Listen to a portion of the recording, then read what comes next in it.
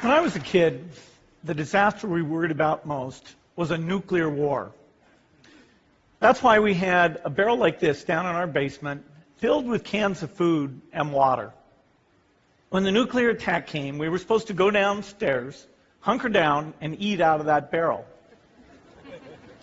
Today, the greatest risk of global catastrophe doesn't look like this. Instead, it looks like this. If anything kills over 10 million people in the next few decades, it's most likely to be a highly infectious virus rather than a war. Not missiles, but microbes. Now, part of the reason for this is that we have invested a huge amount in nuclear deterrence. But we've actually invested very little in a system to stop an epidemic. We're not ready for the next epidemic. Let's look at Ebola. I'm sure all of you read about it in the newspaper.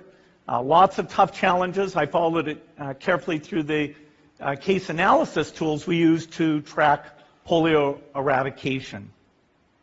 And as you look at what went on, the problem wasn't that there was a system that didn't work well enough. The problem was that we didn't have a system at all. In fact, there are some pretty obvious key missing pieces. We didn't have a group of epidemiologists ready to go who would have gone, seen what the disease was, see how far it had spread. The case reports came in on paper. It was very delayed before they were put online, and they were extremely inaccurate. We didn't have a medical team ready to go. We didn't have a way of preparing people.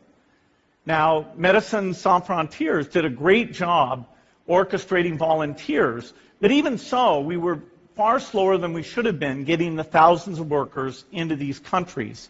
And a large epidemic would require us to have hundreds of thousands of workers.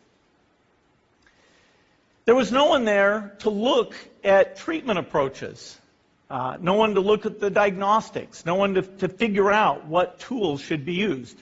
As an example, we could have taken the blood of survivors, processed it, and put that plasma back in people to protect them. But that was never tried. So there was a lot that was missing, and these things are really a global failure.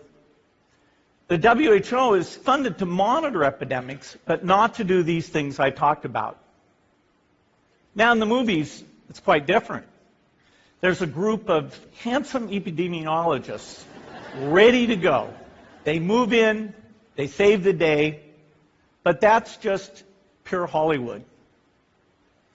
The failure to prepare could allow the next epidemic to be dramatically more devastating than Ebola. Let's look at the progression of Ebola over this year.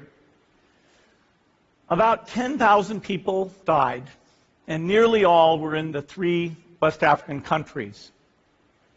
There's 3 reasons why it didn't spread more. The first is there was a lot of heroic work by the health workers. They found the people and they prevented more infections.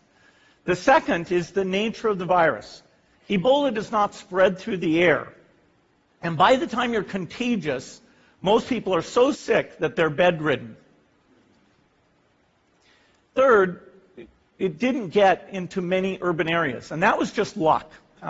If it had gotten into a lot more urban areas, the case numbers would have been much larger.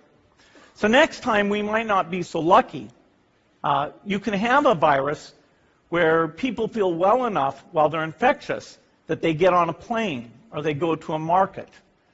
The source of the virus could be a natural epidemic like Ebola, or it could be bioterrorism. And so there are things that would literally make things 1,000 times worse.